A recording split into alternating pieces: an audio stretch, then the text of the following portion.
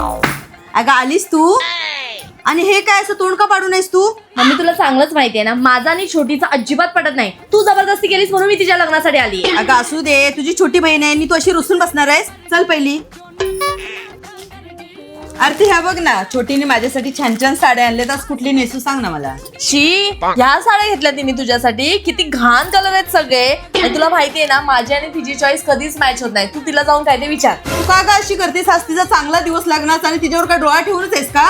मी पण काय तुला विचारत बसली, जाऊ दे मीच कुठली तरी नेसते.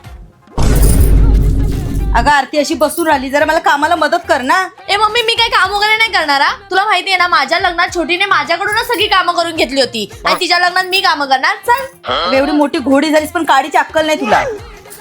अगं आरती, मला छानपैकी हेअरस्टाईल करून दे ना. मला कशाला सांगतेस? छोटीला सांग ना. तशी पण ती लाडकी मुलगी आहे ना तुझी. तिला काय बोलले की तुला फुलका येतो. राहू दे मम्मी, तू माझ्या मेकअप आर्टिस्ट कडून हेअरस्टाईल करून घे. बघितलं तिला किती मस्ती येते. जा तिच्याच मेकअप आर्टिस्ट कडून करून घे. हो हो, घेतलंय सगळं सामान. तुम्ही व्हा पुढे. अगं आरती, छोटी कुठे दिसत नाही ती? गेली असेल पळून. काय?